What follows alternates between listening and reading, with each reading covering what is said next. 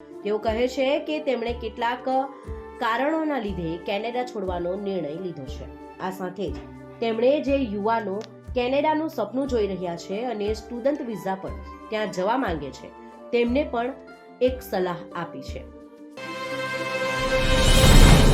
નમસ્કાર દર્શક મિત્રો, ખબર છે .com હું માલવિકા આપનું સ્વાગત કરું છું.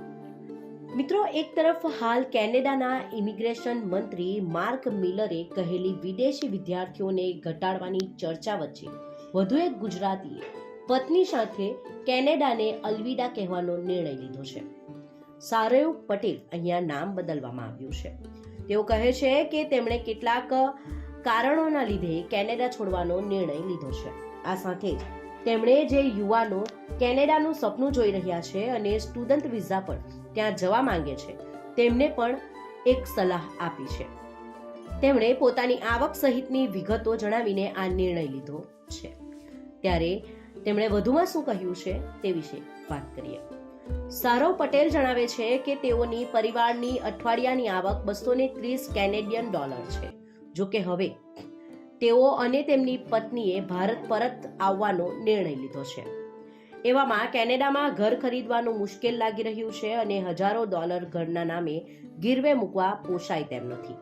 આ સિવાય જે આવક થઈ રહી છે તેમાં ઘર ખરીદવું પણ સરળ નથી. ઘરની વાત બાજુએ રાખીએ તો અહીં GTA માં આવક સામે જે ખર્ચા થાય છે તે પણ ભારે પડી રહ્યા છે.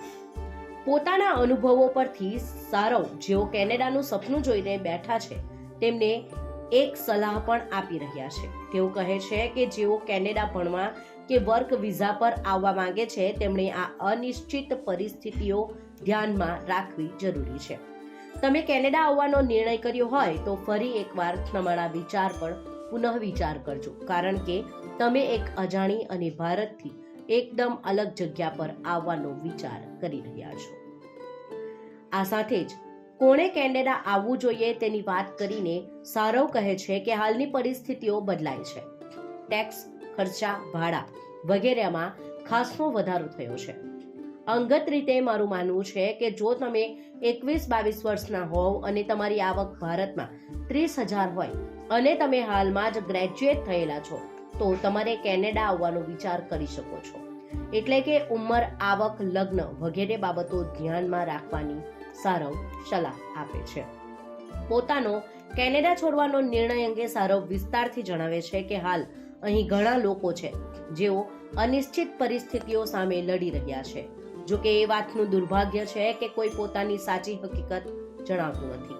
લોકોની સુંદર તસવીરો પાછળની સ્થિતિ જોઈને દુઃખી ન થાય તે માટે બહુ છુપાવીને રાખતા હોય છે. હવે બીજા તમારી પરિસ્થિતિ જાણી લે તો શું ફરક પડે છે? જે હકીકત છે તે લોકોને સમજાવવી જોઈએ. અંતમાં સારવ કહે છે કે હું ફરી એકવાર કહું છું કે જો તમે કેનેડા આવવા માંગતા હોવ તો તમારા વિચાર પર ફરી મનોમંથન જરૂર કરજો.